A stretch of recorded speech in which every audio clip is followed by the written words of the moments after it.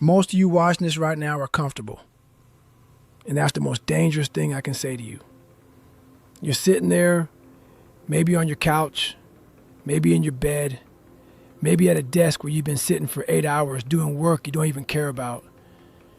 And you've convinced yourself that this is fine, that this is life, that the little voice in the back of your head saying there's gotta be more is just being dramatic. Let me tell you something. That voice isn't being dramatic. That voice is the only honest thing left inside of you, and you've been ignoring it for years. I was the weakest person on the planet. Not exaggerating, not being humble. I was 300 pounds. I was spraying cockroaches for a living. I couldn't read properly. I had every excuse in the book sitting right there in front of me, gift wrapped, ready to use. Abusive childhood, poverty, learning disabilities, a body that had given up on itself. I had a resume of pain that would make most people say, yeah, that guy's done. That guy has every right to sit on the couch and feel sorry for himself. And for a long time, that's exactly what I did. I sat in that pain, I ate through it, I hid from it, I let it define me. And then one day I looked in the mirror and I didn't see a man, I saw a lie. I saw everything I was pretending to be, everything I was running from. And I made a decision right there. Not a New Year's resolution, not a goal I wrote in some journal and forgot about by February. A decision that changed the chemical makeup of who I was. I decided I was done being that person. I was done lying to myself. And that's what I'm here to talk to you about today. The lie. Your lie. The story you've been telling yourself about who you are and what you're capable of. Because I promise you, right now, you're operating on a story that is completely, totally, 100% false. And it's keeping you exactly where you are. You got a voice in your head. We all do. And that voice has a job. Its job is to keep you safe, to keep you comfortable, to keep you alive. And it does its job really, really well. Too well. Because that same voice that kept our ancestors alive when a predator was nearby is the same voice that tells you to hit snooze, that tells you to skip the workout, that tells you tomorrow is a better day to start. That voice doesn't care about your potential. It doesn't care about your dreams. It doesn't care about the person you could become. It cares about one thing, keeping you exactly where you are. Because where you are is safe. And safe means alive. And alive, to your brain, is enough. But alive isn't enough. You hear me? Being alive is not the same as living. And most of you are just alive. You're breathing, you're eating, you're sleeping, you're scrolling, and you're dying. Slowly. Not your body, your soul, your potential. The person you were supposed to become is dying every single day you choose comfort over growth. Your brain is lying to you right now, this very second. It's telling you, this is just a video. This doesn't apply to me. My situation is different. No, your situation is not different. Someone on this planet has had it worse than you and still made it out. Still built something. Still became somebody. So what's your excuse? Tell me. What is it? I had to ask myself that same question. When I was 300 pounds standing in front of that mirror, I had to ask, what is your excuse, Goggins? What is it? And every excuse I came up with, I wrote it on a Post-it note and stuck it on that mirror. Every single one. You had an abusive father, wrote it down. You can't read well, wrote it down. You're too heavy, wrote it down. Nobody believes in you, wrote it down. And then I stare at that mirror, covered in excuses, and I said out loud, these are real, these happened, but they don't get to decide what happens next. I do. That's the accountability mirror. That's where it started. Not with motivation, not with some inspirational quote I read online, with the brutal, ugly, unflinching truth about who I was and what I had allowed myself to become. And then a choice, not to feel better, not to think positive, a choice to do something. Right then, right there. No waiting, no planning, no I'll start Monday. Now. That's the part nobody wants to hear. Nobody wants to hear that change starts with looking at yourself and admitting what you see. The whole world is telling you to be gentle with yourself, to practice self-care, to take it easy. And I'm telling you the opposite. I'm telling you to be brutally honest with yourself. Not cruel, honest. There's a difference. Cruel is tearing yourself down with no plan to build back up. Honest is saying, this is where I am. It's not where I'm staying. And the only person who can move me is me. People ask me all the time, Goggins, where do you find the motivation? And I tell them the same thing every time, I don't. I don't find motivation. Motivation is garbage. Motivation is a warm feeling that leaves you the second things get hard. What I found was something else entirely. I found discipline. And discipline doesn't care how you feel. Discipline doesn't ask if you're ready. Discipline doesn't wait for the perfect moment or the right playlist or the ideal circumstances. Discipline says, the alarm went off. Get up. That's it. That's the whole conversation. And I need you to understand something. It didn't feel good. It was miserable. The first run I went on at 300 pounds, I thought I was going to die. My knees were screaming. My lungs were on fire. I made it a quarter mile, and I wanted to quit. Every cell in my body wanted to quit. My brain was having a full conversation with me. This is stupid. You're gonna hurt yourself. You're not built for this. Go home, have some food, watch some TV. This isn't for you. And that voice sounded so reasonable. That's the trick. The voice doesn't sound like your enemy. It sounds like your friend. It sounds like common sense. Be realistic, it says. Know your limits. But here's what I learned. Your limits are a fiction. They're a story your brain wrote to keep you from hurting. And the only way to rewrite that story is to push past the point where your brain says stop. That's the 40% rule. When your mind is telling you you're done, when your body is telling you you've got nothing left, you're only at 40% of your total capacity. 40%. You got 60% left in the tank. 60% of untapped potential that you will never access if you listen to that voice. Most people live their entire lives in that 40% and never even know there's more.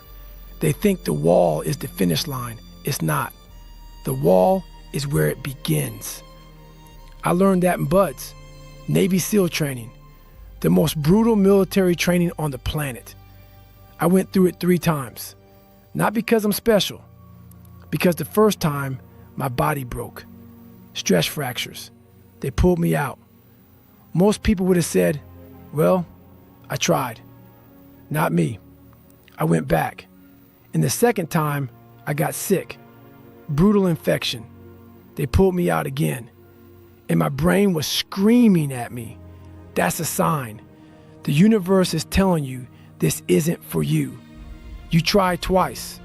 Nobody can say you didn't try. And you know what? That voice was right about one thing. Nobody can say I didn't try. But I wasn't in this to try. I was in this to become. So I went back a 3rd time. With stress fractures, with taped up legs, running on bones that were screaming every single step. And I finished. Not at the top of my class, not with some heroic moment. I finished because I refused to let that voice win. I refused to let my circumstances be my ceiling. Can't hurt me. And that's what you need to understand about callousing the mind. Your brain is like your hands. The first time you pick up a shovel, you get blisters. It hurts. It's raw. Every part of you wants to put it down. But if you keep picking up that shovel, day after day after day, those blisters turn into calluses. And eventually, the thing that used to tear you apart doesn't even register. That's what happens when you do hard things repeatedly. Not once, not when you feel inspired, repeatedly, every single day. Your mind builds armor. The things that used to break you become background noise. But the only way to build that armor is through the pain. Not around it, through it. So let me ask you something. What did you do today? I'm serious. What did you do today that was hard? What did you do today that you didn't want to do? What did you do today that made you uncomfortable? Because if the answer is nothing, then you didn't grow today. You just survived. And surviving isn't the mission. The mission is to grow so much, so relentlessly, that the person you are at the end of this year is unrecognizable from the person you are right now. Are you still with me? Good, because it gets harder. See, most people hear what I'm saying and they think I'm talking about exercise, about getting up early and running. And yeah, that's part of it, but that's the surface. The real war isn't in the gym. The real war is in your mind. It's the war with the person you've been pretending to be versus the person you're capable of becoming. You're in a war with yourself. And most of you are losing because you don't even know you're in a fight. Let me break this down so there's no confusion. Every morning you wake up, you step onto a battlefield. The enemy isn't your boss. It isn't your ex. It isn't the economy or your genetics or the hand you were dealt. The enemy is the version of you that wants to stay the same. That version is strong. It's been running the show for years, maybe decades. It knows every trick. It knows exactly what to say to keep you in bed. It knows exactly what excuse will work today. You're tired. You earned a day off. Start fresh next week. And it will use every single one of those weapons against you the moment you try to change. So you have to be ready. You have to wake up every morning knowing that the fight is coming. And you have to have already decided before your feet hit the floor that you're going to win today's battle. Not the whole war, just today's battle. One day at a time, one fight at a time. And you string enough of those daily victories together, and suddenly the person who used to control you doesn't recognize you anymore because you become someone new, someone hard, someone who doesn't break. Every single day you make decisions, small ones. Hit snooze or get up. Eat clean or eat garbage. Do the work or scroll for another hour. Speak up or stay quiet. Every one of those decisions is a vote for who you're going to be. And most people are casting votes for the weakest version of themselves all day long, and then wondering why their life doesn't change. Your life is the sum of your votes. And right now, you're voting for comfort. You're voting for easy. You're voting for later. There is no later. Later is a lie. Later is the biggest lie the human brain has ever invented. I'll start later. I'll do it later. I'll deal with it later. Later never comes. There is only now, this moment, this breath, this decision. And the decision is simple, not easy, simple. Do the thing you don't want to do right now, not tomorrow, not Monday, not after the holidays, now. I remember running a 100-mile race. Let me say that again so it sinks in. 100 miles. I had never run a marathon before this, never run more than 20 miles. And I signed up for a 100-mile ultra marathon because I needed to prove to myself that the limits in my head were fake. By mile 70, my body was done. My feet were taped together. I had stress fractures. I was urinating blood. My brain was absolutely screaming at me to stop. Every step was agony. And that's when I reached into the cookie jar. That's another tool. The cookie jar is a mental file of every hard thing you've ever done. Every time you overcame something, every small victory, every moment when you wanted to quit and didn't. You file those away. And when you're at your lowest, when your brain is telling you it's over, you reach into that jar and you pull out a cookie. You remind yourself, I've been here before. Maybe not this exact situation, but I've been at the bottom and I climbed out. I did it then. I can do it now. At mile 70, I reached into that jar and I pulled out buds. I pulled out every early morning run at 300 pounds. I pulled out every Post-it note on that mirror and I said to myself, we're not done yet, not even close. And I kept going, step by step, mile by mile, not because I'm tougher than you, because I've trained my mind to override the quit signal. And you can train yours too. Start building your own cookie jar. Right now, think about a time you were in pain and kept going. A time you wanted to give up and didn't. Maybe it was a job that crushed you and you showed up anyway. Maybe it was a loss that broke you in half and you still got out of bed the next morning.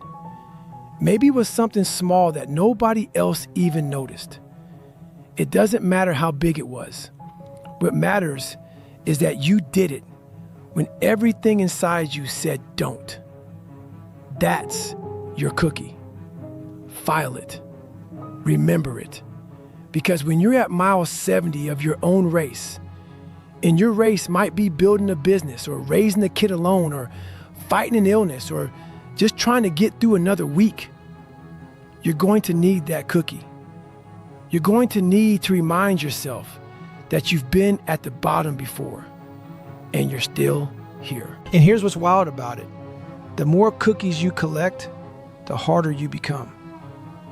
Every time you push past that voice, every time you override that quit signal, you're putting another cookie in the jar. And before you know it, that jar is full. And there's nothing your brain can throw at you that you can't handle, because you've handled it all before. That's the compound effect of discipline. It doesn't just make you stronger today, it makes you unbreakable tomorrow. But here's the thing nobody tells you. It's not enough to do it once. One hard day doesn't change your life. One early morning doesn't make you disciplined. This is a daily practice. Discipline, not motivation. Discipline, not when you feel like it, not when the sun is shining and your playlist is perfect and your pre-workout is kicking in. Discipline when it's dark. Discipline when you're alone. Discipline when nobody is watching and nobody cares. Discipline when every molecule in your body is begging you to stop.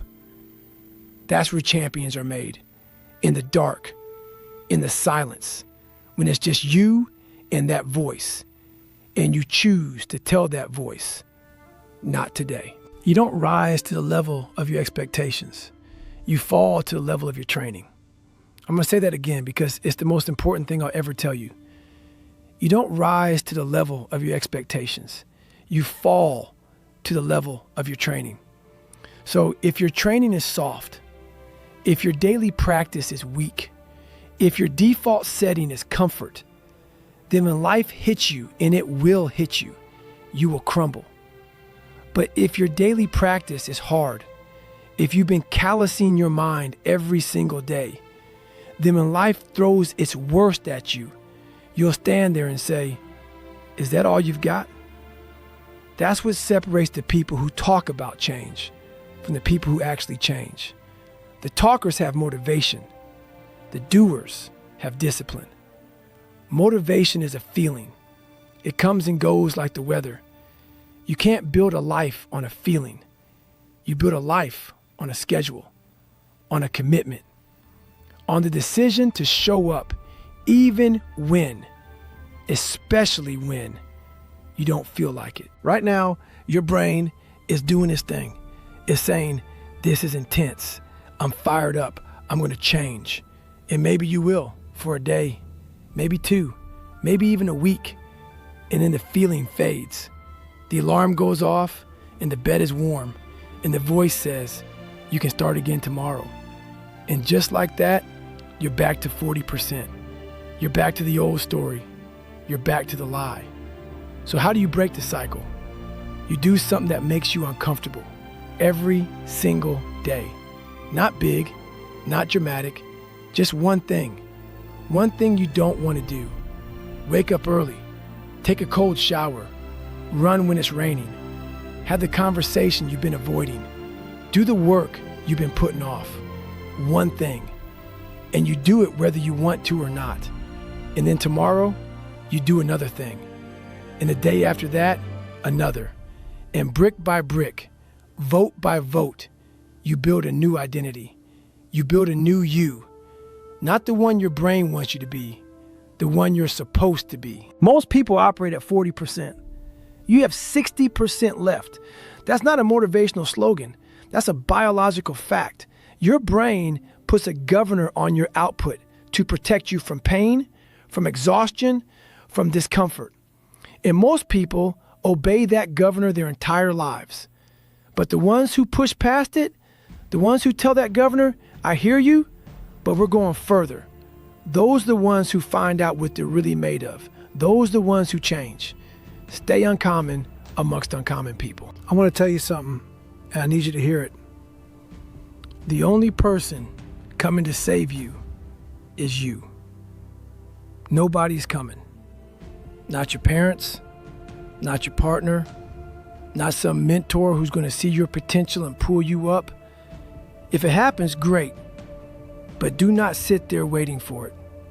The cavalry's not coming. You are the cavalry. You are the rescue team. You are the only person on this planet who can drag yourself out of the hole you're in. And the rope is already in your hands. You just have to decide to climb. And it's going to be brutal. I'm not going to lie to you the way the rest of the world does. It's not going to be a highlight reel. It's not going to be a cinematic transformation montage. It's going to be ugly. It's going to be slow. There will be days when you take 2 steps forward and 10 steps back. There will be days when you fail so hard you can taste it. There will be days when that mirror shows you someone you don't recognize. And you don't know if you're getting better or worse. Good. That's the process. That is the actual process of becoming. It's not pretty. It never was. Suffering is the greatest teacher you'll ever have. And if you're not suffering, you're not growing. So here's what I need you to do. Not next week. Not when you're ready. Tonight. Before you go to sleep, I want you to stand in front of a mirror, look yourself in the eyes, and ask one question. Am I living up to my potential? Or am I hiding from it? And answer honestly. No performance, no pretending, just you and the truth. Write down what comes up. Write down every excuse, every lie, every comfortable story. Put it on that mirror. And tomorrow morning, when that alarm goes off at whatever time you set it, don't negotiate with it. Don't snooze. Don't think. Get up. Put your feet on the floor. Put your shoes on. Walk out that door. And do one thing that the old you wouldn't do. Run a mile. Do 50 push-ups. Read for an hour. Whatever it is, make it hard. Make it uncomfortable. Make the old you watch and say, who is that? And when that voice kicks in, and it will kick in, When it says, you don't need to do this, you look at that voice and say, we've got 60% left. We're just getting started. That's how you change. Not with the speech, not with the video, not with the feeling, with action. Repeated, brutal, unglamorous action. Day after day after day, until the person you're becoming is stronger than the person you were. Be haunted by your potential, not your past. Let the person you could be keep you up at night. Let that vision drag you out of bed in the morning. Let it haunt you, chase you, push you until you have no choice but to become it. Your resume of pain is your greatest weapon. Every hard thing you've survived, every dark night, every failure, every time you were knocked down and got back up, that's your cookie jar. That's your armor. Don't run from your pain. Use it. Let it fuel you. Let it remind you that you've already survived the unsurvivable. So what's a 5 a.m. alarm compared to that? What's a hard workout compared to what you've already been through? Nothing. It's nothing. I need to tell you something else. Something people don't talk about. This path is lonely. It is lonely. When you start doing things differently, when you start waking up before everyone else, when you start saying no to things that used to fill your time, when you start outgrowing the circle you've been comfortable in, people are going to look at you different. Some of them are going to say you've changed. And they're right. You have changed. That's the whole point. But not everyone is going to celebrate that. Some people need you to stay exactly where you are so they feel better about where they are. And when you start climbing, their comfort gets disturbed. Let it. You are not here to make other people comfortable with your mediocrity. You are here to find out what you're made of. And if that makes people uncomfortable, good. Get comfortable being uncomfortable. That goes for your relationships, your career, your body, your mind. Comfort is the most dangerous place you can be. It feels like safety, but it's a cage.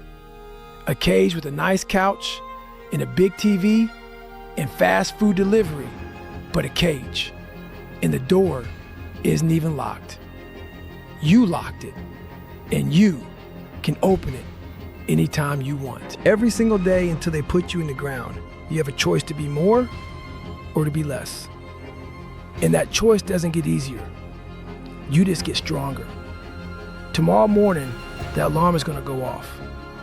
And in that moment, you have a choice. The same choice you have every single day. Stay in the bed and vote for the old you. Or get up and vote for the person you're becoming. The person who doesn't negotiate. The person who doesn't wait for motivation. The person who does it because it needs to be done. Period. Nobody said it was going to be easy. I never told you that. I will never tell you that.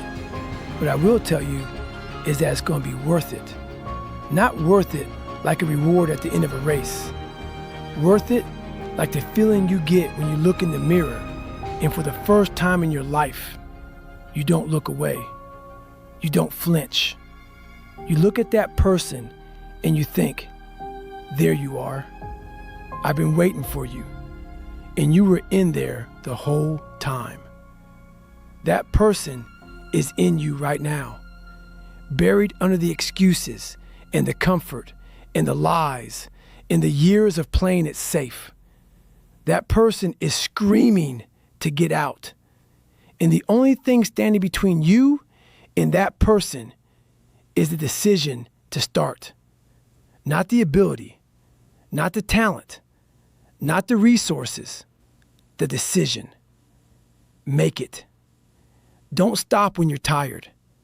Stop when you're done. Stay hard.